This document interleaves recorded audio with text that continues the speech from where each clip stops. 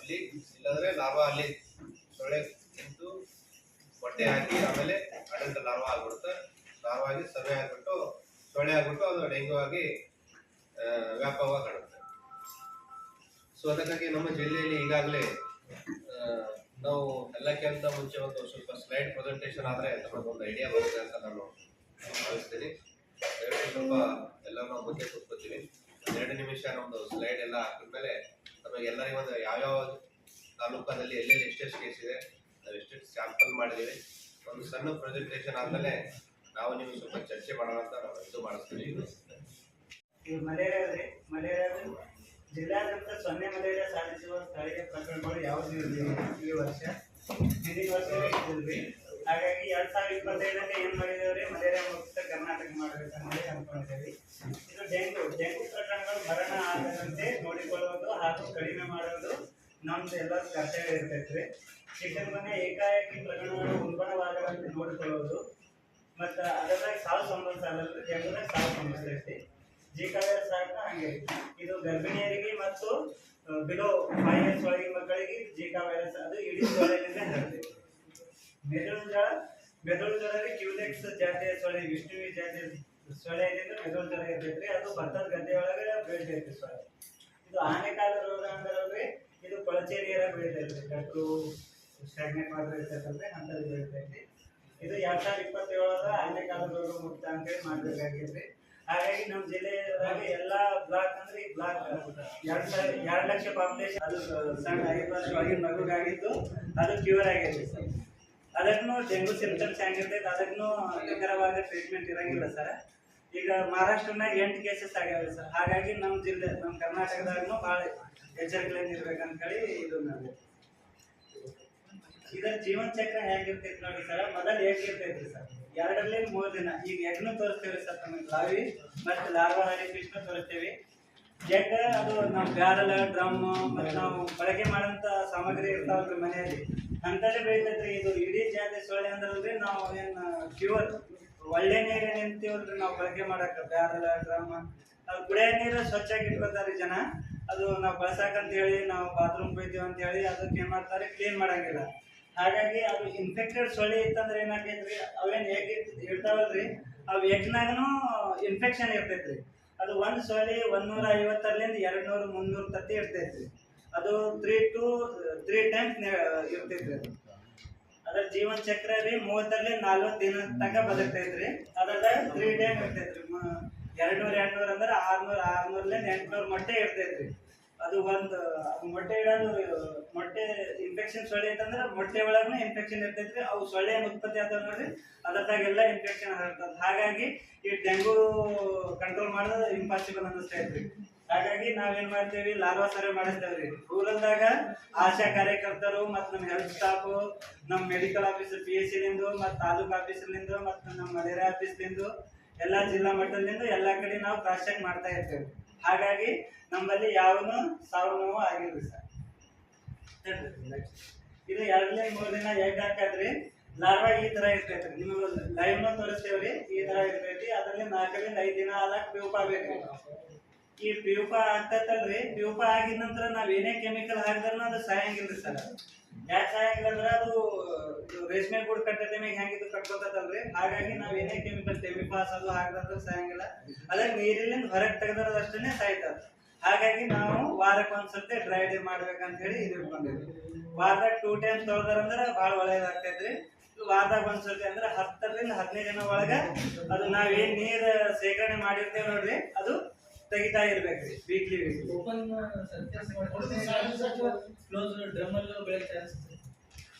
ಪೂರ್ತಿ ಕ್ಲೋಸ್ ಇತ್ತಂದ್ರೆ ಬೆಳೆಯಂಗಿಲ್ರಿ ಸರ್. ಅದು ಸ್ವಲ್ಪ ಓಪನ್ ಇತ್ತಂದ್ರೆ ಬೆಳಿತೈತ್ರಿ ಸರ್. ನಮ್ಮ ಸೊಳ್ಳೆಗಳಿಗೆ ಏನ್ ಬೇಕ್ರಿ, ನೀರ್ ಬೇಕ್ರಿ ಸರ್. ಆ ನೀರ್ ಏನಾಗ್ತದ್ರಿ, ನೀರ್ ಇತ್ತಂದ್ರೆ ಎಗ್ ಇರ್ತೈತ್ರಿ. ಇದು ಪ್ಯೂರ್ ಶುದ್ಧವಾದ ನೀರ್ ಅಷ್ಟೇ ಇರ್ತೈತಿ. ನಾವು ಚರಂಡಿದೊಳಗೆ ನೀರ್ ಇರ್ತಾರಂತಾರಲ್ರಿ, ಅದರ್ಲಿಂದ ಇವು ಸೊಳ್ಳೆ ಅಲ್ಲಿ ತತ್ತಿ ನೋಡಂಗಿಲ್ಲ, ಅಲ್ಲಿ ಬೆಳೆಯಂಗಿಲ್ರಿ. ಅಲ್ಲಿ ಕ್ಯೂಲಿಯಸ್ ಕಿಂಕಿಪಿಟಿಸ್ ಅಂತೇಳಿ ಸೊಳ್ಳೆ ಬೆಳಿತೈತ್ರಿ, ಆನೆಕಾಲದ ರೋಗದು. ಅದು ಆ ಆನೆಕಾಲದ ಅದರದಾಗ ವೈರಸ್ ಇತ್ತಂದ್ರೆ ಹರಡ್ತೈತಿ, ಇಲ್ಕ ಹರಡಂಗಿಲ್ಲ. ಎಲ್ಲಾ ಸೊಳ್ಳೆ ಅದರಲ್ಲಿ ಗಂಡು ಸೊಳ್ಳೆ ಕಚ್ಚರಿಂದ ಇವು ರೋಗಗಳು ಬರ್ತಾವೆ. ಇಡೀ ಈಜಿಪ್ಟ್ ಎಂಬ ಹೆಣ್ಣು ಸೊಳ್ಳೆ ಕಚ್ಚರಿಂದ ಡೆಂಗು, ಚಿಕನ್ ಗುನ್ಯಾ ಮತ್ತು ಜಿಕಾ ವೈರಸ್ ಮತ್ತು ಯೆಲ್ಲೋ ಫೀವರ್ ಟೋಟಲ್ 4 ಕೇಸ್ 4 ರೋಗ ಹರಡ್ತೈತ್ರಿ ಸರ್ ಇದು ಒಂದು ಸೊಳ್ಳೆ ಫಿಮೇಲ್ ಮಾಸ್ಕಿಟೋ ಮಲೇರಿಯಾನು ಅನಾಫಿಲಿಸ್ ಜಾತಿ ಸೊಳ್ಳೆ ಅದ ರೀ ಅದನ್ನು ಹೆಣ್ಣು ಸೊಳ್ಳೆ ಕ್ಯೂಲೆಕ್ಸ್ ಅನ್ನೋದ್ನು ಅದು ಹೆಣ್ಣು ಸೊಳ್ಳೆ ಬಟ್ ಮೇಲ್ ಫಿಮೇಲ್ ಬೈಟ್ ಮಾಡಂಗಿಲ್ರಿ ಅದು ಯಾಕಂದ್ರೆ ಅದ್ರ ಪ್ರೊಬೋಸಿಸ್ ಅಂತ ಇರ್ತೈತಲ್ರಿ ಸರ್ ಅದು ಕಚ್ಚಾಕ್ ಬರಂಗಿಲ್ಲ ಮನುಷ್ಯರಿಗಾದ್ರು ದನಗಳಿಗಾದ್ರು ಕಚ್ಚಾಕ್ ಬರಂಗಿಲ್ಲ ಹಾಗಾಗಿ ಅದು ಗಂಡು ಸೊಳ್ಳೆ ಕಚ್ಚಂಗಿಲ್ಲ ಬರೀ ಹೆಣ್ಣು ಸೊಳ್ಳೆ ಮಾತ್ರ ಕಚ್ತೈತ್ರಿ ಅದು ಯಾಕೆ ಕಚ್ತೈತಂದ್ರಲ್ರಿ ಅದರದ್ದು ನೆಕ್ಸ್ಟ್ ಇದು ಜನರೇಷನ್ ಮಾಡ್ಬೇಕಲ್ರಿ ಎಗ್ ಇಟ್ಟಿ ಮತ್ತ ಇದು ಮಾಡ್ಬೇಕು ಹಾಗಾಗಿ ಅದು ರಕ್ತ ಕಂಪಲ್ಸರಿ ಇದು ಇಡೀ ಸೊಳ್ಳೆ ಮನುಷ್ಯರಿಗೆ ಮಾತ್ರ ಕಚ್ತೈತ್ರಿ ಓಕೆ ಸರ್ ಮಿನಿಮಮ್ 15 ದಿನ ಬೇಕ್ರಿ ಸರ್ ಇದು ಎಲ್ಲ egg to larva larva to adult ಆಗ ಡೆಂಗಿ ಚಿಕನ್ ಗುನ್ಯಾ ಜೀಕಾ ರೋಗಗಳು ವೈರಾಣುವಿಂದ ಬರುವ ಕಾಯಿಲೆಗಳು ಇವು ಸೋಂಕಿತ ಇಡೀ ಜಿಜಿಪ್ಟ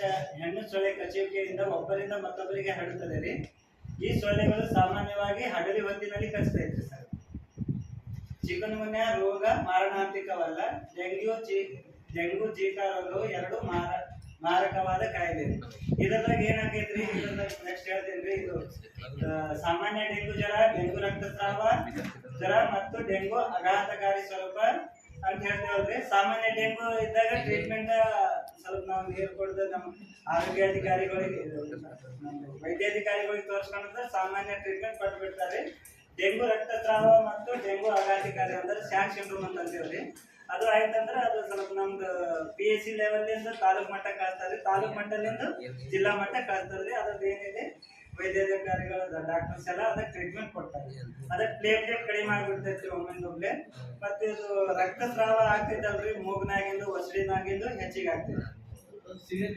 ಸಿವಿಯರ್ ಕಂಡೀಷನ್ ಹಾಗಾಗಿ ನಾವು ಏನೇ ಫೀವರ್ ಇತ್ತಂದ್ರಲ್ರಿ ನಾವು ಅದ್ರ ಸಿರಪ್ ಸ್ಯಾಂಪಲ್ ತರಿಸ್ಕೊಳ್ತೀವಿ ಎಲ್ಲ ಮೆಡಿಕಲ್ ಅಂದ್ರೆ ಎಲ್ಲಾ ವಿಲೇಜ್ಗಳಿಂದ ನಮ್ದು ಆಶಾ ಕಾರ್ಯಕರ್ತರು ಮತ್ತೆ HIVಗಳು ಎಲ್ಲರೂ ವರ್ಕ್ ಮಾಡ್ತಾರಲ್ರಿ ಅವ್ರ ಕಡೆಯಿಂದ ಯಾವುದೇ ಸಿಂಪ್ಟಮ್ಸ್ ಯಾರಿಗೆ ಜ್ವರ ಅದು ಅಲ್ಲ ಇದು ಲಕ್ಷಣ ಇತ್ತಂದ್ರೆ ಕಣ್ಣಿನ ಹಿಂಭಾಗ ನೋವು ಇತ್ತಂದ್ರೆ ಅವ್ರದ್ದು ಸಿರಪ್ ತಗೋದಿವ್ರಿ ಸಿರಪ್ ತಗೊಂಡು ನಾವು ನಮ್ದು DSO ಲ್ಯಾಬ್ನಾಗ ಟೆಸ್ಟ್ ಹಾಕೈತ್ರಿ sir 3 to 5 ml syrup sample ತರಿಸ್ಕೊಂಡು ನಾವು IgM ಮತ್ತು NS1 ಟೆಸ್ಟ್ ಹಾಕ್ತೀವ್ರಿ ಅದ್ರಾಗ ರೋಗ ಕಂಡು ಬಂದಂದ್ರೆ ಅದಕ್ಕೆ ಟ್ರೀಟ್ಮೆಂಟ್ ಕೊಡ್ತಾರೆ ಇದಕ್ಕೆ ಏನಿಲ್ಲ ಸರ್ ಸ್ವಲ್ಪ ನೀರು ಹೆಚ್ಚಿಗೆ ಕುಡಿತಿರ್ಬೇಕು ಮತ್ತು ದ್ರವ್ಯ ರೂಪದ ಆಹಾರ ಸೇವನೆ ಮಾಡಬೇಕು ಸರ್ ಮತ್ತೆ ಹೆಚ್ಚಿಗೆ ಕೆಲಸ ಮಾಡಬಾರ್ದು ಈಗ ನಮ್ಗೆ ಜ್ವರ ಬಂದದ ಡೆಂಗು ಬಂದತ್ತಂದ್ರಲ್ಲ ಶ್ರಮ ಅಂದ್ರೆ ವಜನ್ ಇದ್ದಿದ್ದು ಭಾರ ಅದು ಎತ್ಕೊಂಡು ಹೋಗ್ಬಾರ್ದ್ರಿ ಸ್ವಲ್ಪ ರೆಸ್ಟ್ ಮಾಡ್ಬೇಕು ಮನುಷ್ಯ ಆರಾಮ ಆಗ್ತೈತೆ ಸರ್ ನೆಕ್ಸ್ಟ್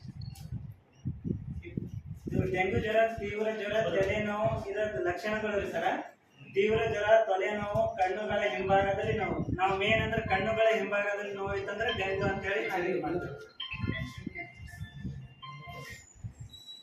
ನಂತರ ಡೆಂಗು ರಕ್ತಸ್ರಾವ ಜ್ವರ ಡೆಂಗು ಶಾಕ್ ಸಿಂಡ್ರೋಮ್ ಬಾಯಿ ಮೂಗು ಒಸಡುಗಳಿಂದ ರಕ್ತಸ್ರಾವ ಚರ್ಮದ ಮೇಲೆ ರಕ್ತಸ್ರಾವದ ಗುರುತುಗಳು ತಪ್ಪು ಮಲ ವಿಸರ್ಜನೆ ವಿಪರೀತ ಬಾಯಾರಿಕೆ ಚಡಪಡಿಸುವಿಕೆ ಜ್ಞಾನ ತಪ್ಪದು ಶಾಕ್ ಸಿಂಡ್ರೋಮ್ಸ್ ಏನಂದೇವ್ರಿ ಲಾಸ್ಟ್ ಸ್ಟೇಜ್ನಾಗ ಅದರಾಗ ಇದು ಆಗ್ತೈತೆ ಹಾಗಾಗಿ ನಮ್ದು ಎಲ್ಲಾ ಪ್ರಾಥಮಿಕ ಆರೋಗ್ಯ ಕೇಂದ್ರದಾಗ್ರಿ ಸರ್ ನಮ್ಮ ಮತ್ತು ಸಮುದಾಯ ಆರೋಗ್ಯ ಕೇಂದ್ರದಾಗ ನಮ್ದು CHOಗಳು ಇರ್ತಾರ್ರಿ ಅವ್ರ ಕಡೆ ಗುಣಮುಖವಾಗಲಿಲ್ಲ ಅಂದ್ರೆ ನಮ್ಮ PHC ಕಳಿಸ್ತಾರೆ PHC ಲಿದ್ದಾಗ ಏನ್ರ ಸ್ವಲ್ಪ ಸೀರಿಯಸ್ ಅನ್ಸಾಕತ್ತದ ತಾಲೂಕು ಆಸ್ಪತ್ರೆ ಕಳಿಸ್ತಾರೆ ತಾಲೂಕು ಆಸ್ಪತ್ರೆಗೂ ಸ್ವಲ್ಪ ಆರಾಮಾಗಲಿಲ್ಲ ಅಂದ್ರೆ ಬ್ರಿಮ್ಸ್ ಹಾಸ್ಪಿಟಲ್ ಕಳಿಸ್ತಾರೆ ಇದು ಎಲ್ಲಾ ಆಕ್ಟಿವಿಟಿ ಸರ್ವೆಲೆನ್ಸ್ ಕಂಟಿನ್ಯೂ ಮಾಡ್ತಿದ್ರಿ ಸರ್ ಒಂದ್ ಕೇಸ್ ಡೆಂಗು ಜ್ವರ ಬಂತಂದ್ರಲ್ರಿ ಅದಕ್ಕೆ ಇಮಿಡಿಯೇಟ್ಲಿ ನಾವು ರೀ ಮಲೇರಿಯಾ ಆಫೀಸ್ಲಿಂದ ಅದು ಲೈನ್ ಲಿಸ್ಟ್ ಬಂದ ತಕ್ಷಣ ಏನ್ ಮಾಡ್ತೇವ್ರಿ ನಾವು ಅದಕ್ಕೆ ಫಾಲೋಅಪ್ ಮಾಡ್ತೇವ್ರಿ ಅದು ಯಾವ ಊರ್ ಬಂದು ಏನಿಲ್ಲ ಅಂತ ಹೇಳಿ ಅದಕ್ಕೆ ಅವಾಗೆ ಫಾಲೋಅಪ್ ಮಾಡ್ತೇವ್ರಿ ಅಲ್ಲಿ ಬಂದಾಗ ಏನ್ ಮಾಡ್ತೇವ್ರಿ ನಾವು ಅಲ್ಲಿ ಲಾರ್ವಾ ಸರ್ವೆ ಮಾಡ್ತೇವ್ರಿ ಸರೌಂಡಿಂಗ್ 100 ಹೌಸಸ್ ಲಾರ್ವಾ ಸರ್ವೆ ಮಾಡ್ತೇವ್ರಿ ಯಾಕಂದ್ರೆ ಇದು ಇಡೀ ಸೊಳ್ಳೆ ಏನು ಆಗ್ತೈತ್ರಿ 500 ಮೀಟರ್ ವ್ಯಾಪ್ತಿಯಲ್ಲಿ ಹರಡ್ತೈತ್ರಿ ಹಾಗಾಗಿ ನಾವು ಸರೌಂಡಿಂಗ್ ಒಂದ್ ಕೇಸ್ ಬರ್ಲಾತಿದ್ರಿ ಸರ್ ಕಂಟಿನ್ಯೂಸ್ ಲಾರ್ವಾ ಸರ್ವೆ ಮಾಡ್ತೇವ್ರಿ ಸರ್ ಇದು ಡೆಂಗು ಬಂದಾಗ ಫೋಕಸ್ ನಮ್ದು ಮಲೇರಿಯಾ ಆಫೀಸ್ಲಿಂದು ಮತ್ತು ತಾಲೂಕು ಆಫೀಸ್ಲಿಂದು ಹೋಗಿ ಲಾರ್ವಾ ಸರ್ವೆ ಕಂಟಿನ್ಯೂ ಮಾಡ್ತೇವೆ ಸರ್ ಇಂಥ ಯಾವ್ದು ಇದು ನೋವು ತೀವ್ರವಾದ ನೋವು ಮತ್ತು ಊಟ ಇದರದಾಗ ಏನಿಲ್ಲ ಸರ್ ಚಿಕನ್ ಗುನ್ಯಾದಾಗ ನೋವು ಅಷ್ಟೇ ಇರ್ತೈತ್ರಿ 3 to 4-5 months ತನಕ ಸ್ವಲ್ಪ ನೋವು ಅಷ್ಟೇ ಇರ್ತೈತ್ರಿ ಸರ್ ಆಮೇಲೆ ಕ್ಯೂರ್ ಆಕೈತಿ ಸರ್ ಅದ್ರದಾಗ ಏನು ಸಾವು ನೋವು ಇರಂಗಿಲ್ಲ ಸರ್ ಡೆಂಗು ಚಿಕನ್ ಗುನ್ಯಾ ಇದ್ರೊಳಗೆ ಸ್ವಲ್ಪ ಇದು ಇರ್ತೈತಿ ಸರ್ ನಮ್ಮ ಕಡೆ ಎಲ್ಲ ಡಾಕ್ಟರ್ಸ್ಗಳು ಎಲ್ಲ ಇದು ಮಾಡ್ತಾರೆ ಸರ್ ಆ ಪೇಷಂಟ್ಗಳಿಗೆಲ್ಲ ಟ್ರೀಟ್ಮೆಂಟ್ ಕೊಡಿಸ್ತಾರೆ ಸರ್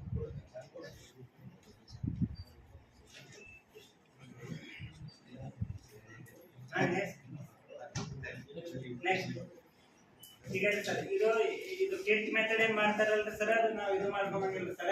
NS1 ಮತ್ತೆ IGM ಅಂತ ಹೇಳಿ ನಾವಿಲ್ಲಿ 7 ದಿನ ಒಳಗ ಮತ್ತೆ 7 ದಿನ ನಂತರ ಅದು ಸಿರಮ್ ಸ್ಯಾಂಪಲ್ ತಗೋತೀವ್ರಿ ಸರ್. ಅದು IGM ಮತ್ತೆ NS1 ಕಿಟ್ ಅಂತ ಹೇಳಿ ಇದು ಮಾಡ್ತೀವಿ ಸರ್. ಲ್ಯಾಬ್ನಾಗ ಟೆಸ್ಟ್ ಮಾಡ್ತೇವೆ ಸರ್. ಇದು ರೋಗ ಉಲ್ಬಣ ಆಗ ಕಾರಣ ಏನಿರ್ತೈತ್ರಿ, ಅಕಾಲಿಕ ಮಳೆಯಿಂದ ಉಂಟಾಗುವ ಹೆಚ್ಚು ಉತ್ಪತ್ತಿ ಕಾರಣಗಳು ನಿರ್ಮಿತವಾಗ್ತೈತಿ. ಅಂದ್ರೆ ಈಗ ನಾವು ಈ ಪ್ಲಾಸ್ಟಿಕ್ ಕಪ್, ಚಾ ಕಪ್ ಇರ್ತೈತಿ, ಪ್ಲಾಸ್ಟಿಕ್ ಪ್ಲೇಟ್ ಇರ್ತಾವ್ರಿ, ಅಂತಂದ್ರೆ ಮಳೆಗೆ ನೀರು ಸ್ವಲ್ಪ ಒಂದು 2 ml ನೀರು ಇತ್ತಂದ್ರೂ ಸಾಕ್ರಿ ಸರ, ಅದರದಾಗ ಇಡೀ ಸೊಳ್ಳೆ ಉತ್ಪತ್ತಿ ಆಗ್ತದೆ. ಹಾಗಾಗಿ ನಾವು ಏನು ಘನತ್ಯಾಜ್ಯ ಅಂತೀವಲ್ರಿ, ಅವೆಲ್ಲ ನಾವು ಈಗ ಲಾರ್ವಾ ಸರ್ವೆ ಮಾಡಕ್ಕೆ ಎಲ್ಲ ಕಡೆ ನಾವು ಅಬ್ಸರ್ವೇಷನ್ ಮಾಡ್ತೇವೆ. ನೀರಿನ ಕೊರತೆ ಹಾಗೂ ನೀರಿನ ಸರಬರಾಜು ಮಾಡುವುದರಲ್ಲಿ ಉಂಟಾಗುವ ವ್ಯತ್ಯಯದಿಂದಾಗಿ ಅಂದ್ರೆ ನಮ್ಮ PDO ಈಗ ಇದರ ಬಗ್ಗೆ ನಾವು ಏನ್ ಮಾಡಿವಿ ಅಂದ್ರೆ PDOಗಳಿಗೆ, ಸೈನ್ಸ್ ಟೀಚರ್ಗಳಿಗೆ ಎಲ್ಲ ಆರೋಗ್ಯ ಶಿಕ್ಷಣ ಕೊಟ್ಟಿವ್ರಿ ಸರ್. ಎಲ್ಲ ತಾಲೂಕಿನವರಿಗೂ PDO ಮತ್ತು ಸೈನ್ಸ್ ಟೀಚರ್ಗಳಿಗೂ ಟ್ರೈನಿಂಗ್ ಕೊಟ್ಟಿವ್ರಿ ಸರ್ ನಾವು. ಯಾಕಂದ್ರೆ ನೀರು ಪದೇ ಪದೇ ಬಿಡ್ತಾ ಇರ್ಬೇಕ್ರಿ ಸರ್. 2-3 ಡೇಸ್ನಾಗ ಬಿಟ್ರ ಅಂದ್ರೆ ಅನುಕೂಲ ಆಗ್ತೈತ್ರಿ. 1 ವೀಕ್ ಬಿಟ್ರ ಅಂದ್ರೆ ಏನಾಗೈತ್ರಿ, ಲಾರ್ವಾ ಉತ್ಪತ್ತಿ ಆಗ್ತದೆ. 1 ಡೇ ಬ್ಯಾಕ್ ಬಿಟ್ರ ಅಂದ್ರೆ ಅನುಕೂಲ ಆಗ್ತೈತಿ ಸರ್. ಬ್ಯಾರಲು, ಡ್ರಮ್ಮು, ಒಳಕಲ್ಲು ಮತ್ತು ಹೌಸ್ ಏನಂತೀವಲ್ರಿ, ಒಳಂಗಾಣ ಮತ್ತು ಹೊರಂಗಾಣ ನಾವು ಇದು ಮಾಡ್ತೀವಿ. ಜನರ ಜೀವನ ಶೈಲಿಯಲ್ಲಿ ಬದಲಾವಣೆ ಆಗೈತ್ರಿ. ಒಂದು ಪ್ರದೇಶದಿಂದ ಮತ್ತೊಂದು ಪ್ರದೇಶಕ್ಕೆ ಜನರ ವಲಸೆ ಹೋಗೋದು, ಸೊಳ್ಳೆ ಉತ್ಪತ್ತಿ ಅನುಪಾತ, ಉಷ್ಣಾಂಶ ಮತ್ತು ತೇವಾಂಶ, ಇದು ಕೋಲ್ಡ್ ಏನ್ ಇರ್ತೈತಿ ನೋಡ್ರಿ, ಅವಾಗ ಹೆಚ್ಚಿಗೆ ಉತ್ಪತ್ತಿ ಆಗ್ತೈತಿ.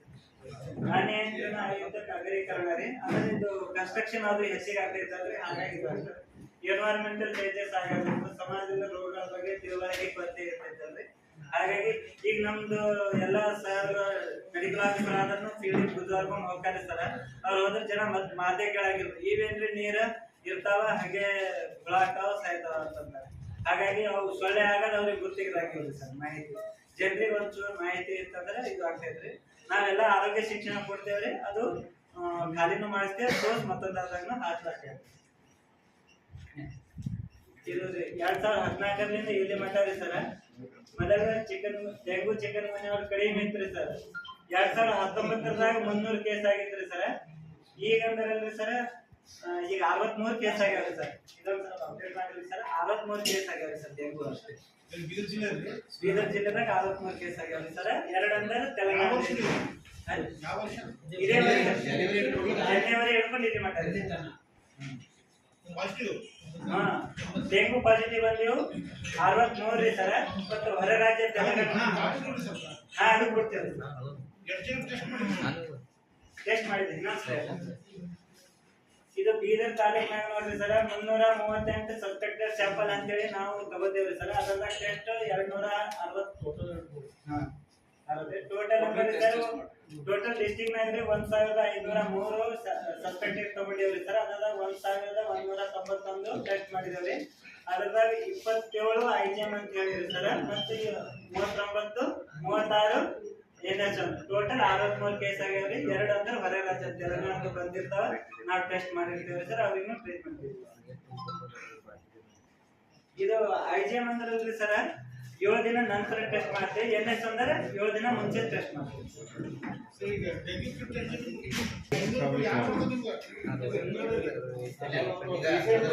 ಅದರ ಬಗ್ಗೆ ಅದರಲ್ಲಿ ಏನಿದೆ ಅಂದ್ರೆ ನಮ್ಮ ಜಿಲ್ಲೆಯಲ್ಲಿ ಎಲಿಸಾ ಟೆಸ್ಟ್ ಎಲ್ಲೂ ಮಾಡಲ್ಲ. ನಮ್ಮ ಆಫೀಸಲ್ಲಿ ಬೇರೆಯಲ್ಲೂ ಆಗ್ತಾ ಇಲ್ಲ. ಯಾಕಂದ್ರೆ ಅದು ಮೆಸೇಜ್ ಯಾಕಂದ್ರೆ ಇಲ್ಲ, ರೆಡಿಮೇಡ್ ಎಲ್ಲ ಇರುತ್ತೆ. ಅದು ಮಾತ್ರ ಸರ್ಕಾರ 250 ರೂಪೀಸ್ ಮಾಡಿ ಅದು 250 ಆಗುತ್ತೆ. ಎಲಿಸಾ ಟೆಸ್ಟ್ ಎಲ್ಲೂ ಆಗಲ್ಲ, ನಮ್ಮಲ್ಲೇ ಮಾತ್ರ ಆಗುತ್ತೆ. ಅಂದ್ರೆ ಎಲಿಸಾ ಬರುತ್ತೆ ಎಲಿಸಾ ನಮ್ಮಲ್ಲಿ, ಅದು ಹೊರಗಡೆ ಬೇರೆ ಜಿಲ್ಲೆಯಲ್ಲಿ IGM, NS1, IGM ಎಲ್ಲೂ ಎಲಿಸಾಲಿ ಬರುತ್ತೆ. ಪ್ರೈವೇಟ್ ಲ್ಯಾಬ್ ಗುರುತಿ ಮಾಡಿದ್ದೀವಿ, ಅದು ಒಂದು ಹೆಸರು ಇಟ್ಟಿದ್ದೀವಿ NS1 ಅಂತ. ಆ NS1 ಏನಾದ್ರು ನಾವು ಟೆಸ್ಟ್ ಮಾಡ್ತೀವಿ, ಅದು ಪಾಸಿಟಿವ್ ಬಂತಂದ್ರೆ 7 ದಿವಸ ಒಳಗಾಗಿ ಕಾಯಿಲೆ ಇದೆ ಅಂತ, ಅದು ಸ್ವಲ್ಪ ನಿಗಾ ಮಾಡಬೇಕು. IGM ಅಂದ್ರೆ ಆಂಟಿಬಾಡಿ ಆಲ್ರೆಡಿ ಡೆವಲಪ್ ಆಗಿದೆ, ಪ್ರತಿಕಾರ ಶಕ್ತಿ ನಮ್ಮ ಬಾಡಿಯಲ್ಲಿ ಬಂದಿದೆ. IGM ಪಾಸಿಟಿವ್ ಬರುತ್ತೆ. IGM ಪಾಸಿಟಿವ್ ಬಂದ್ರೆ ರಿಕವರಿ ಫೇಸ್ ಅಲ್ಲಿ ಹೋಗ್ತಾ ಇದೆ ಆಂಟಿಬಾಡಿ ಬಂದಾಗೆ. ಸೊ ಅದಕ್ಕಾಗಿ ಎಲ್ಲರೂ ನಾವು ಸಸ್ಪೆಕ್ಟ್ ತಗೋತೀವಿ, ಇಲ್ಲ ಅಂತಿಲ್ಲ ಸರ್. ಎಲಿಸಲ್ಲಿ ಒಂದೇ ಕಡೆ ಬರುತ್ತೆ ಸರ್, ಅದರಲ್ಲಿ 3 ಕಾಲಮ್ ಇರ್ತವೆ, NS1, IGM, ICM. ಹಾ ಸರ್, ಅದೇ NS1 ಅಂದ್ರೆ ಭದ್ರಾಗಿ ಬರುತ್ತೆ ಸರ್. ಹಾಗಾಗಿ ಎಲಿಸಾದಾಗ ಹಾಕಿದ್ದೀವಿ ಅಂದ್ರೆ ಆ ಟೆಸ್ಟಲ್ಲಿ 3 ರೀಡಿಂಗ್ ಆಗುತ್ತೆ. ಮತ್ತೆ ವೈರಸ್ ಏನ್ ತೋರಿಸುತ್ತೆ ಅಂದ್ರೆ 7 ದಿನ ಒಳಗಾಗಿ ಜ್ವರ ಇದೆ, ಅದು NS1 ತೋರಿಸುತ್ತೆ.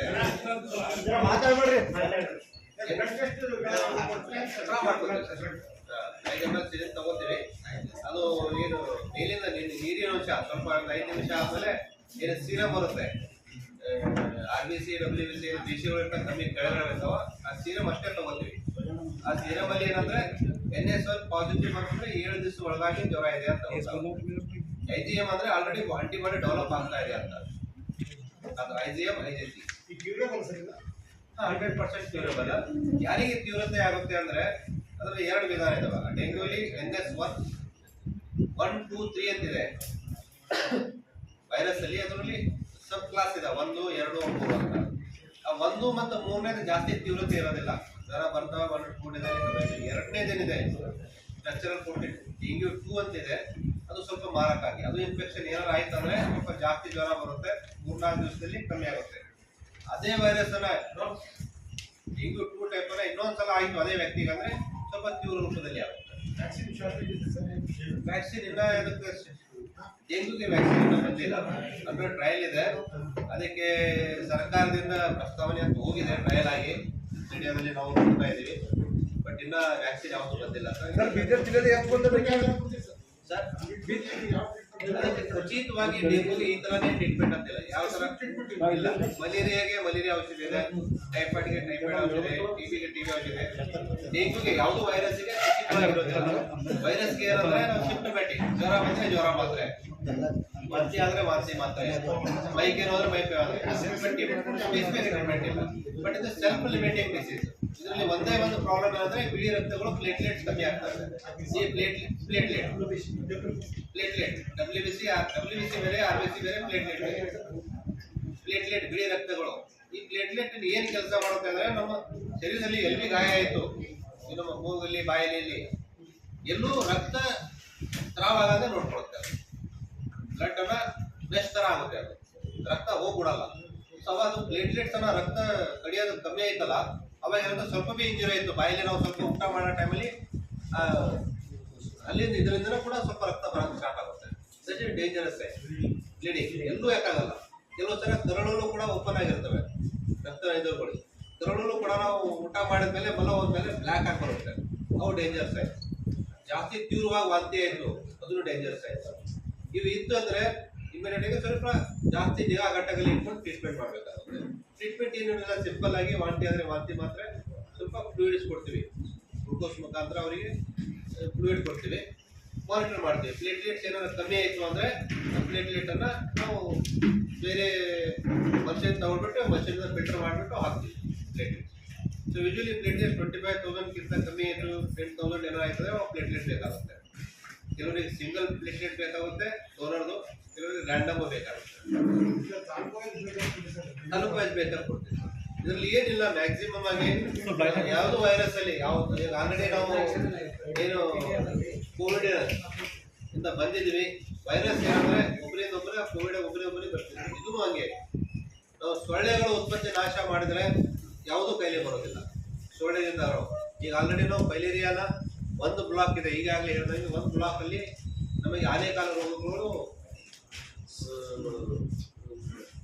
ಸೀರಮ್ ಅಲ್ಲಿ ಬರ್ತಾ ಇದೆ ಟೆಸ್ಟ್ ಮಾಡಿದ್ರೆ. ಬಟ್ 4 ಬ್ಲಾಕಲ್ಲಿ ಎಲ್ಲ ಕ್ಲಿಯರ್ ಆಗಿದೆ, ಯಾವುದು ಸೀರಮ್ ಅಲ್ಲಿ ನೆಗೆಟಿವ್ ಬರ್ತಾ ಇದೆ. ಸೊ ಆಲ್ರೆಡಿ ನಾವು ಮಲೇರಿಯಾ ಎಲಿಮಿನೇಷನ್ ಸ್ಟೇಜ್ಲಿ ಬಂದಿದ್ವಿ. ಮಲೇರಿಯಾ ಕೂಡ ಎಲಿಮಿನೇಷನ್ ಸ್ಟೇಜ್ ಬಂದಿದೆ. ನಮ್ಮ ಜಿಲ್ಲೆಯಲ್ಲಿ ಯಾವುದೋ ಒಂದು ಪ್ರಕರಣಗಳು 3 ವರ್ಷದಿಂದ ಯಾವುದು ಮಲೇರಿಯಾ ಪಾಸಿಟಿವ್ ಬಂದಿಲ್ಲ. ಬಟ್ ಇವು ಡೆಂಗು ಏನು ಪ್ರಕರಣ ಆಗ್ತದೆ ಅಂತಂದ್ರೆ ಬಹಳ ಈ ಸೀಸನ್ ಆಗಿ ಬರ್ತದೆ. ಮಳೆ ಬಂದ ತಕ್ಷಣ ಅಪ್ ಟು ಅಕ್ಟೋಬರ್ ತನಕ ಇರುತ್ತೆ. ಯಾವಾಗ ಜಾಸ್ತಿ ಆಗುತ್ತೆ ಈ ತರ ನಾವು ನೋಡ್ತಾ ಇದ್ರೆ, ಈಗ ಸದ್ಯದಲ್ಲಿ ಸ್ವಲ್ಪ ನೀರು ಬರ್ತಾ ಇದೆ. ಸ್ವಲ್ಪ ಮಳೆ ಬಂದ ತಕ್ಷಣ ಸ್ವಲ್ಪ ನೀರು ಸಂಗ್ರಹಣೆ ಆಗುತ್ತೆ. ಅದು 4-5 ದಿವಸ ಹಂಗೆ ಇತ್ತು, ಅದರಲ್ಲಿ ಸೊಳ್ಳೆ ಮೊಟ್ಟೆ ಇತ್ತು ಅಂದ್ರೆ 2 ದಿವಸದಲ್ಲಿ ಮತ್ತೆ ಸೊಳ್ಳೆ ಹಾಕ್ಬಿಡುತ್ತೆ. ಸೊ ಈ ಜೋರಾಗಿ ನೀರು ಬಂತಂದ್ರೆ ವಾಶ್ ಹಾಕ್ಬಿಡುತ್ತೆ. ಆ ಇದ್ದಿದ್ದನ್ನ ಲಾರ್ವಾನು ಹೋಗ್ಬಿಡ್ತವೆ. ಗಲೀಜ್ ನೀರಲ್ಲಿ ಹೋದ್ರೆ ಲಾರ್ವಾ ಸರ್ವೈವ್ ಆಗಲ್ಲ. ಒಳ್ಳೆ ನೀರಲ್ಲಿ ಶುದ್ಧ ನೀರಲ್ಲಿನೇ ಲಾರ್ವಾ ಬೆಳುತ್ತೆ ಅದು. ಮತ್ತೆ ಇದು ಇಡೀ ಸಿಜಿಪ್ತಿರಿ ವೈರಸ್ ಏನಂದ್ರೆ ಈ ಸೊಳ್ಳೆಗಳು ಗಲೀಜ್ ನೀರಲ್ಲಿ ಯಾವತ್ತೂ ಕುತ್ಕೊಳ್ಳಲ್ಲ ಅವು. ಸರ್ ಈಗ ಡೆಂಗು ಪ್ರಕರಣದಲ್ಲಿ ನಮ್ಮ ಬೀದರ್ ಜಿಲ್ಲೆ ಎಷ್ಟನೇ ಸ್ಥಾನ ಇದೆ ಸರ್? ಸ್ಥಾನ ಅಂತ ರ್ಯಾಂಕಿಂಗ್ ಏನು ಮಾಡಿಲ್ಲ ನಾವು. ಬಟ್ ನಮ್ಮ ಜಿಲ್ಲೆಯಲ್ಲಿ ಟೋಟಲ್ ಆಗಿ 63 ಜನವರಿಯಿಂದ ಹಿಡ್ಕೊಂಡು ಬೇರೆ ಜಿಲ್ಲೆಗೆ ಆಗಿರೋದು ಸರ್. ಅದನ್ನು ಬ್ರೇಕಪ್ ಕೊಡ್ತೇವೆ ಸರ್. ಬಟ್ ಈಗಾಗಲೇ ಅಂದ್ರೆ ನಾವು 3 ದಿವಸದಲ್ಲಿ 2ನೇ ತಾರೀಕು ಮತ್ತು 8ನೇ ತಾರೀಕು 6 ಕೇಸಸ್ ಏನವ ಅಂದ್ರೆ ಟ್ರೀಟ್ಮೆಂಟ್ ಅಲ್ಲಿ ಅವ ಆಕ್ಟಿವ್ ಕೇಸಸ್ 6 ಕೇಸಸ್ ಎಲ್ಲಾನು OPD ಬೇಸ್ ಮೇಲೆ ಬಂದಿದ್ದ ಕೇಸಸ್ ಅವ. ಯಾವುದೋ ಅಡ್ಮಿಟ್ ಇಲ್ಲ ಸದ್ಯಕ್ಕೆ. ಯಾರು ಕೇಸಸ್ ಯಾರು ತಾಲೂಕು ಸರ್?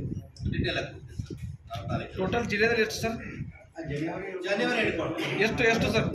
60 ಟೋಟಲಿ ಅಂದ್ರೆ ಹಳೆ ಕೇಸಸ್ ಎಲ್ಲ ಬರ್ತಾ ಇದೆ ಅಲ್ಲಿ. ಸದ್ಯವಾಗಿ ಡೆಂಗು ತಕ್ಷಣ ಏನ್ ಮಾಡ್ತಾ ಇದ್ದಾರೆ ಈಗ ಸೆಲ್ ನಿರ್ಮಾಣ ಆಗ್ತಾ ಇದೆ. ಇನ್ನೊಂದು ಕಂಟೆಂಟ್ ಆಗಿದೆ ಸರ್. ಅಂದ್ರೆ ಅವರಿಗೆ ಟ್ರೀಟ್ಮೆಂಟ್ ಪ್ರತ್ಯೇಕ ಒಂದು ವಾರ್ಡ್ ರಚನೆ ಮಾಡಿದ್ದಾರೆ. ಈಗಾಗಲೇ ನಾವು ತಾಲೂಕಾ ಮಟ್ಟದಲ್ಲಿ ಪ್ರಾಥಮಿಕ ಆರೋಗ್ಯ ಕೇಂದ್ರ ಸಮುದಾಯ ಮಾಡಿದ್ದೀವಿ ಸರ್. ಏನಂದ್ರೆ ಸಾಂಕ್ರಾಮಿಕ ಒಬ್ಬರಿಂದ ಇದಕ್ಕೆ ಅವಸರ ಆಗ್ತಾರೆ. ಸೊ ಇದ್ರ ಬಗ್ಗೆ ಕ್ಲಾರಿಫೈ ಮಾಡ್ತಾರೆ. ಯಾಕೆ ಒಬ್ಬರೇ ಡೆಂಗು ಅಂದ ತಕ್ಷಣ ಒಂದು ಗೊತ್ತಾರೆ ಏನೋ ಒಂದು ಹೆದರಿಕೆ ಸ್ಟಾರ್ಟ್ ಆಗಿದೆ ಸರ್. ಒಂದು ಸ್ವಲ್ಪ ಕ್ಲಿಯರ್ ಈಗ 6 ಪ್ರಕರಣ ಅಂತ ಹೇಳಿದ್ರೆ ಸೊ ಬೇರೆ ಜಿಲ್ಲೆಗಳ ಕಂಪೇರ್ ಮಾಡಿದ್ರೆ ಬೇರೆ ಸಾವುಗಳು ಕೂಡ ಸಂಭವಿಸುತ್ತೆ. ಈಗಿರ್ತಕ್ಕಂಥದ್ದು ಯಾವುದೂ ಕೂಡ ಅಡ್ಮಿಟೆಡ್ ಇಲ್ಲ ಸೊ ಅದನ್ನು ಡೆಂಗು ಏನಂದ್ರೆ ಒಬ್ಬರಿಂದ ಒಬ್ಬರಿಗೆ ಬರೋದಿಲ್ಲ. ಅದು ಬರೋದು ಒಂದೇ ವಿಧಾನ ಅಂದ್ರೆ ಸೊಳ್ಳೆ. ಅದನ್ನು ಸೊಳ್ಳೆ ಇನ್ಫೆಕ್ಟೆಡ್ ಆಗಿರುತ್ತೆ. Female Aedes Egyptian virus female virus ಈಗ ನನಗೆ ಡೆಂಗು ಬಂದಿದೆ, ನನಗೆ ಕಚ್ತು. ಅದು ವೈರಸ್ ಅನ್ನ ಮಲ್ಟಿಪ್ಲೈ ಆಗುತ್ತೆ ಮಸ್ಕಿಟೋ ಅಲ್ಲಿ. ಮಲ್ಟಿಪ್ಲೈ ಆಗ್ಬಿಟ್ಟು ಏನು ಶ್ವಾಸಕೋಶ ಇರ್ತಾವಲ್ಲ ಅದರಲ್ಲಿ ಹೋಗ್ಬಿಟ್ಟು ಕೂತ್ಕೊತಾವೆ ಅವು. ಆ ಸೊಳ್ಳೆ ಯಾವಾಗ ಕಚ್ಕೊಳ್ಳುತ್ತೆ ಫಸ್ಟ್ ಅದು ವೈರಸ್ ಬಿಟ್ಬಿಡುತ್ತೆ. ಬಿಟ್ಬಿಟ್ಟು ನಮ್ಮ ರಕ್ತ ತಗೊಳುತ್ತೆ. ಅವಾಗ ಅದು ವೈರಲ್ ನೋಡೋದು ಜಾಸ್ತಿ ಏನಾರ ಹೋಯ್ತು ಅಂದ್ರೆ ನಮ್ಮ ಮನುಷ್ಯನಿಗೆ ಜಾಸ್ತಿ ರೂಪದಲ್ಲಿ ಜ್ವರ ಬರೋ ಲಕ್ಷಣಗಳು ಬರ್ತವೆ. ಸೊ ನಮ್ಮ ಶಕ್ತಿ ರೋಗ ಶಕ್ತಿ ಚೆನ್ನಾಗಿತ್ತು, ವೈರಸ್ ಲೋಡ್ ಕಮ್ಮಿ ಅಂತಂದ್ರೆ ಸಿಂಪಲ್ ಆಗಿ ಜ್ವರ ಬರುತ್ತೆ. ನಾವು ಯಾಕೋ ಮೈಕೈ ಅಂತ ಸಿಂಪಲ್ ಟ್ಯಾಬ್ಲೆಟ್ ತಗೊಂಡು ಸ್ವಲ್ಪ ರೆಸ್ಟ್ ಮಾಡಿದ್ರೆ ಕಮ್ಮಿ ಆಗುತ್ತೆ sir. Male female age wise. So ಇದು ಒಬ್ಬರಿಂದ ಒಬ್ಬರು ಹರಡೋದು ಕಾಯಿಲೆ ಇಲ್ಲ. ಇದರಲ್ಲಿ ಏನು ಮುನ್ನೆಚ್ಚರಿಕೆ ಬಹಳ ಇಂಪಾರ್ಟೆಂಟ್. ಸೊಳ್ಳೆ ಉತ್ಪತ್ತಿ ಆಗದಾಗೆ ಸುತ್ತಮುತ್ತ ನಮ್ಮ ಮನೆ ಸುತ್ತಮುತ್ತ ಮತ್ತು ನಮ್ಮ ಮನೆ ಜಾಗೃತಿ ಹೇಳೋದು ಒಳ್ಳೆಯದು. ಮತ್ತು ನಾವು ಸ್ವಯಂ ಪ್ರೇರಿತವಾಗಿ ಸೊಳ್ಳೆಯಿಂದ ಕಟ್ಕೊಳ್ಳೋದೇ ಸ್ವಯಂ ವಿಧಾನಗಳವ. ನಿಮ್ಮ ಮಸ್ಕಿಟೋ ರಿಪ್ಲೆಂಟ್ ಆಗಲಿ, ನಾವು ರಿಪ್ಲೆಂಟು ಎಲ್ಲ ಬರ್ತಾವಲ್ಲ ಅವು ಆಗಲಿ, ಮನೆ ಕಿಟಕಿಗಳಲ್ಲಿ ಸೊಳ್ಳೆ ಪರ್ದ ಹಾಕೊಳ್ಳೋದು, ಜಾಲಿ ಹಾಕೊಳ್ಳೋದು ಇದು ತುಂಬ ಇಂಪಾರ್ಟೆಂಟ್. ಮತ್ತು ಈ ಮಸ್ಕಿಟೋ ಡೆಂಗು ಏನು ಸೊಳ್ಳೆ ಇದೆ ಅದು ಬೆಳಗ್ಗೆನೆ ಕಚ್ಚುತ್ತೆ. ಬೆಳಗ್ಗೆ ಕಚ್ಚುತ್ತೆ. ಅದಕ್ಕಾಗಿ ಮಕ್ಕಳು ಮತ್ತು ವೃದ್ಧರು ಯೂಶುವಲಿ ಮನೆಯಲ್ಲೇ ಇರ್ತಾರೆ. ನಾವು ಕೆಲಸ ಮಾಡೋರು ಕೆಲಸದಲ್ಲಿ ಹೋಗಿರ್ತೀವಿ. ಬೆಳಗ್ಗೆ ಕಚ್ಚದ ಟೈಮಲ್ಲಿ ಮಕ್ಕಳಿಗೆ ಮತ್ತು ಒದರಿಗೆ ಕೊಡ್ತವೆ. ಅದಕ್ಕಾಗಿ ಅವರು ಜಾಸ್ತಿ ಎಕ್ಸ್ಪೋಸ್ ಆಗಿರ್ತಾರೆ. ಅಂಥದ್ರಲ್ಲಿ ಬಂತು ಅಂದ್ರೆ ಸ್ವಲ್ಪ ತೀವ್ರ ರೂಪದಲ್ಲಿ ಬರುತ್ತೆ. ಯಾಕಂದ್ರೆ ರೋಗ ಪ್ರತಿರೋಧ ಕಮ್ಮಿ ಇರುತ್ತೆ. ಇನ್ನೊಂದು ಕೇಳಲ್ಪಟ್ಟೆ ನಿಮ್ಮ ಅಂದ್ರೆ ಈ ಔಷಧಿ ಆರೋಗ್ಯ ಕುಟುಂಬ ಇಲಾಖೆಯಲ್ಲಿ 650 mg ಮಾತ್ರೆಗಳು ಮಾತ್ರ ಇದೆ, 500 ಪ್ಯಾರಾಸಿಟಮಾಲ್ ಇಲ್ಲ ಅನ್ನೋದು ಕೇಳಿದೆ. ಇಲ್ಲ, ನಾವು ತಗೊಂಡಿದ್ದೀವಿ, ಆಲ್ರೆಡಿ ತಗೊಂಡಿದ್ದೀವಿ. ಪ್ಯಾರಾಸಿಟಮಾಲ್ ಮಾತ್ರೆನೂ ಇದೆ, ಪ್ಯಾರಾಸಿಟಮಾಲ್ ಸಿರಪ್ ಇದೆ, ಯಾವ್ದು ಎಲ್ಲ ಸ್ಟಾಕ್ ಇದೆ. ಡೆಂಗು ಬಗ್ಗೆ ಯಾವುದು ಔಷಧಿ ಕೊರತೆ ಇಲ್ಲ. ಎಲ್ಲ ಔಷಧಿಗಳಿದಾವೆ. ಸಿಂಪಲ್ ಡೆಂಗುಗೆ ಖಚಿತವಾಗಿ ಇದೇ ಔಷಧಿ ಅಂತಿಲ್ಲ. ಪ್ಯಾರಾಸಿಟಮಾಲ್ ತಾವು ಹೇಳ್ದಂಗೆ 650 ಇದೆ, 500 ಇದೆ. ತಾವು ಸ್ಟಾಕ್ ಇಲ್ಲ ಅಂತೀರಿ. ಬೇರೆ ಒಂದು ಹಾಸ್ಪಿಟಲ್ ನಾವು ಮೊನ್ನೆ ಹೋಗಿದ್ದೀವಿ, ನಮಗೆ ಮ್ಯಾಲಿನ ಮಂದಿರ ಸ್ಟಾಕ್ ಇಲ್ಲ. ನಿಮ್ಮ ಕಾರ್ಯಾಗಾರದ ಬಗ್ಗೆ ಇದ್ರ ಬಗ್ಗೆ ಬಂದ್ಕೊಂಡು ಡೀಟೇಲ್ ಅಂತ ಹೇಳಿಲ್ಲ ಅವ್ರು ಏನು ಕ್ವಶನ್ ಈಗ ನಡಬರ್ಕೆಲ್ಲ ಕೇಳಬೇಕೆ ಆಗ್ತದ್ರಿ. ಯಾವ್ದು ಕೇಳಕ್ಕೆ ಕೇಳಿದ್ರು ಅವ್ರು ನಮಗೆ ಕೇಳ್ತಾರೆ, ನಾವು ಅದಕ್ಕೆ ಕೇಳಿದ್ರೆ ಅದನ್ನೇ ಮೀಟಿಂಗ್ ಅದ. 8 ದಿವಸ ಹಂಗೆ ಇತ್ತು ಅಂದ್ರೆ ಅದರಿಂದ ಮತ್ತೆ ಸೊಳ್ಳೆ ಬರ್ತವೆ. ಸೊ ಇವು ಏನು ಆಗ್ತವೆ ಕೃತ್ರಿಮ ರೂಪದಲ್ಲಿ ಏನು ಕಂಟೈನರ್ ಆಯ್ತಾವ ಅದು ನಾಶ ಪಡೋದು ಬಹಳ ಇಂಪಾರ್ಟೆಂಟ್. ಈಗ ನಾವು ಅಲ್ಲಿ ಕಾಫಿ ಕುಡ್ತಾ ಇದ್ವಿ, ಪೇಪರ್ ಕಪ್ಗಳು ಬರ್ತಾ ಇದಾವೆ, ನಾವು ಬಿಸಾಕ್ತಿವಿ. ಪೇಪರ್ ಕಪ್ಪಲ್ಲಿ 2 ml ನೀರು ಸಿಕ್ಕೇ ಸಿಗುತ್ತೆ. ನಾವು ಎಷ್ಟು ಕೂಲ್ ಮಾಡಿದ್ರು ಹಾಕಿದ್ರು ಆ ಸೊಳ್ಳೆಗಳು ಎಲ್ಲರ ಒಂದು ಸಾಧ್ಯಗಳಿಂದ ಹೋಗ್ಬಿಟ್ಟು ಅಲ್ಲಿ ಮಟ್ಟೆ ಇಡುತ್ತೆ. ಸೊ ಅವಾಗ ಅಲ್ಲಿಂದ ಸೊಳ್ಳೆ ಉತ್ಪತ್ತಿ ಸ್ಟಾರ್ಟ್ ಆಗ್ತವೆ. ಸೊ ಇವು ಇದರಲ್ಲಿ ಸ್ವಲ್ಪ ನಾವು ಮನೆ ಸುತ್ತಮುತ್ತ ಆಗಲಿ ನಾವು ಕ್ಲೀನ್ನೆಸ್ ಇದು ಒಂದು ಜಾಗೃತಿ ಮಾಡಿದೆ ಅಂದ್ರೆ ನಾವು ಡೆಂಗು ನಿಯಂತ್ರಣ ಬಹಳಷ್ಟು ಹತೋಟಿಯಲ್ಲಿ ತರಬಹುದು ಸರ್.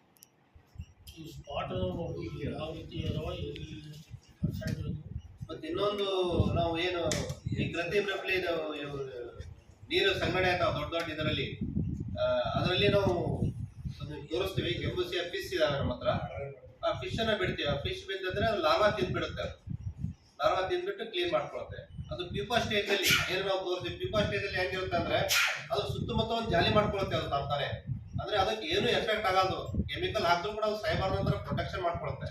ಅದು ಪ್ಯೂಪಾ ಸ್ಟೇಜ್ ಬರೋಕ್ಕಿಂತ ಮುಂಚೆನೆ ನಾವು ಕೆಮಿಕಲ್ ಹಾಕ್ಬೇಕು ಅದರಲ್ಲಿ. ಸೊ ಅದಕ್ಕಾಗಿ ಬಹಳ ಇಂಪಾರ್ಟೆಂಟು 7 ದಿವಸ ಒಳಗಾಗಿ ಇದ್ದಿದ್ದ ನೀರನ್ನು ನಾವು ಖಾಲಿ ಮಾಡಿಬಿಟ್ಟು ಒಣಗಿಸಿ ಮತ್ತೆ ನೀರು ತುಂಬಿಟ್ಟು ಸ್ವಚ್ಛವಾಗಿ ಬಟ್ಟೆಯಿಂದ ಅಥವಾ ಯಾವ್ದರಿಂದ ನಾವು ಮುಚ್ಚಿಟ್ಟಿದ್ದೀವಿ ಅಂದ್ರೆ ಬಹಳಷ್ಟು ನಾವು 80 to 90% ನಾವು ಇದು ಅಲ್ಲೇ ತಡೆಗಿಡ್ಬೋದು. ಸರ್, ಗ್ರಾಮೀಣ ಭಾಗದಲ್ಲಿ ವಾಟರ್ ಹೆಡ್ಗಳೆಲ್ಲ ತೆರೆದಿರುತ್ತೆ ಸರ್, ಅದಕ್ಕೆ ಏನಾದರೂ ಪರಿಹಾರ ವ್ಯವಸ್ಥೆ ಗ್ರಾಮೀಣ ಭಾಗದಲ್ಲಿ ಏನಾದರೂ ಜಾಗೃತಿ ಕಾರ್ಯ ಮಾಡಿದ್ರು?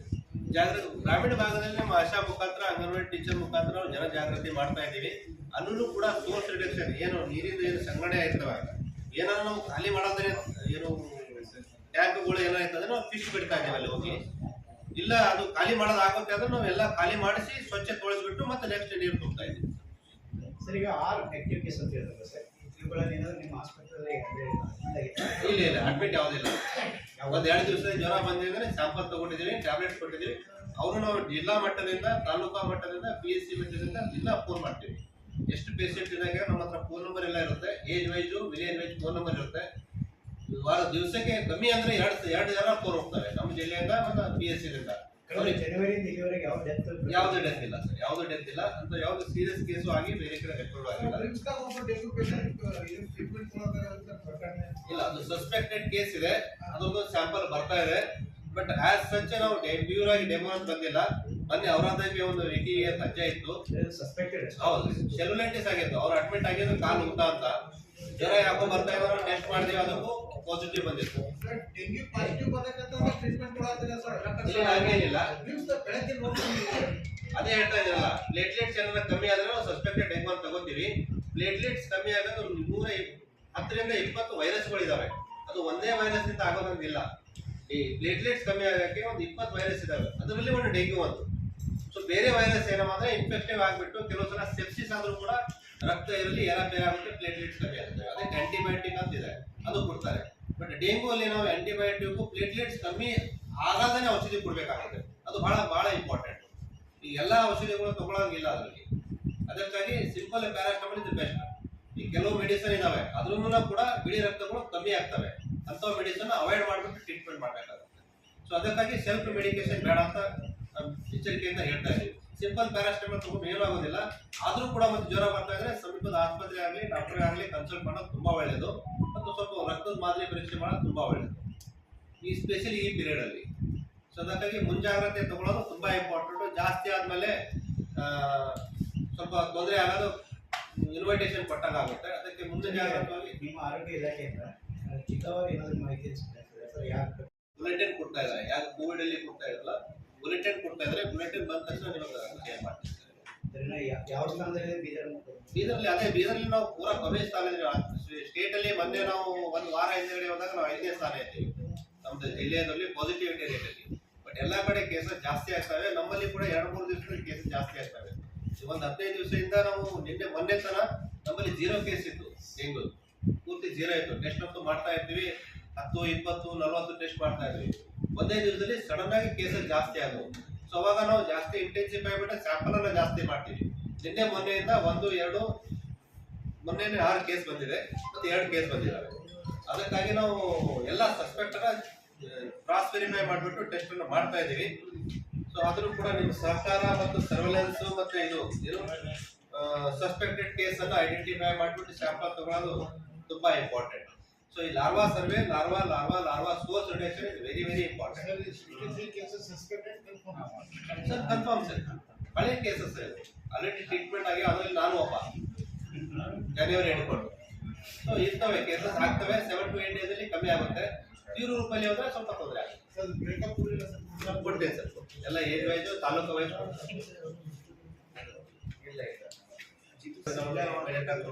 ನಾವು ಇದು ಮಾಡ್ತೀವಿ. ಯಾಕಂದ್ರೆ ನಾವೇನ್ ನೋಡಲ್ಲ, ನೀವು ನೋಡ್ತೀರಾ. ನಮಗೆ ಮಾಹಿತಿ ಕೊಟ್ರೆ ಖಂಡಿತವಾಗಿ ನಮ್ಮ ವಿಜಯ ಜಿಲ್ಲೆ ಮಾದರಿ ಜಿಲ್ಲೆ ಅಂತ ಮಾಡೋಣ ಎಲ್ಲ ನೋಡಿ.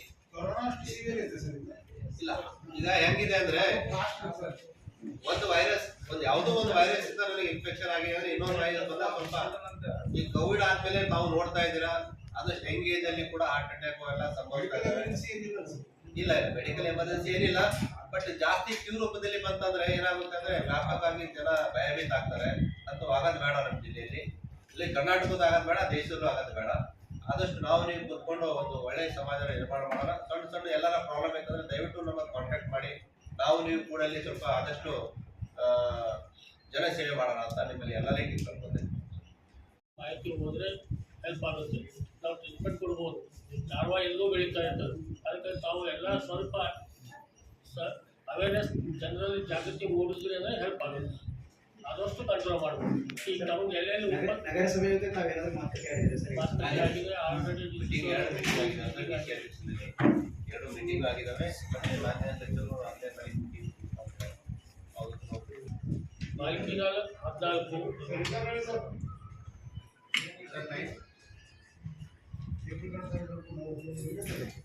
ಮಾಹಿತಿ 14 ಮಾಹಿತಿ ಯಾವಾಗ ನಡೆದವು?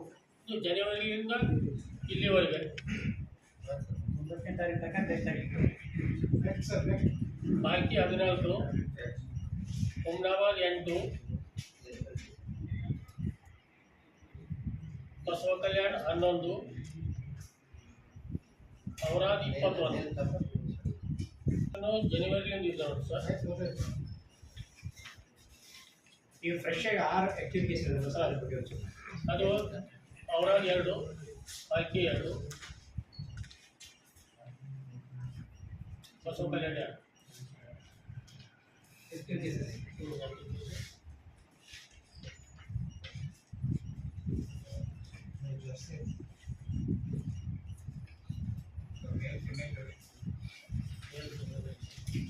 ಟೋಟಲ್ ಸರ್ ಅರ್ಬನ್ ರೂರಲ್ ಅದ. ಅರ್ಬನ್ನಲ್ಲಿ 12 ಕೇಸು, ರೂರಲಲ್ಲಿ 51 ಕೇಸ್.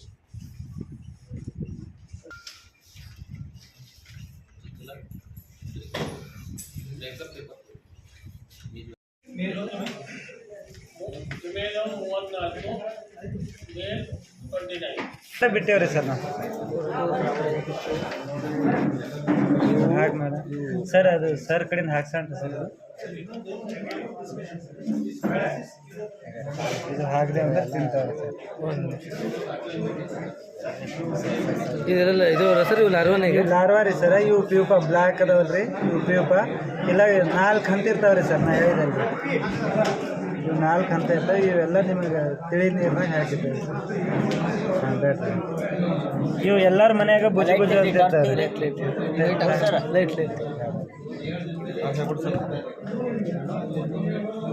ಸರ್, ಇವೆಲ್ಲ ಬ್ಯಾರಲ್ ಡ್ರಮ್ಗಳನ್ನಾಗ ಬಿಡಬೇಕಾದ್ರೆ ಜನ ಸ್ಪಂದನೆ ಮಾಡಂಗಿಲ್ಲ ಸರ್. ನಾವು ನಿಂತು ನೀರಾಗ ಬಿಡ್ತೇವೆ ರೀ ಸರ್. ಯಾವ್ದು ಸರ್? ಇವು ಮೀನು ರೀ ಸರ್. ಇನ್ಶಲ್ ಬಿಡ್ತಾರೆ ಎಲ್ಲ. ಹಾಂ, ಲಾರ್ವಾ ತಿನ್ನ ಈಗ ಹಾಕಿ ನೋಡ್ರಿ, ತಿನ್ನಾಕತ್ತಾವ ನೋಡ್ರಿ ಸರ್.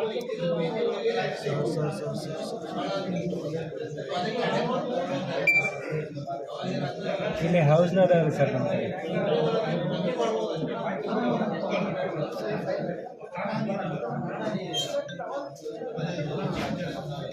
ಗಲೀಜ್ ನೀರಲ್ಲಿ ಇದಾಗಲ್ಲ, ಡೆವಲಪ್ ಆಗಲ್ಲ.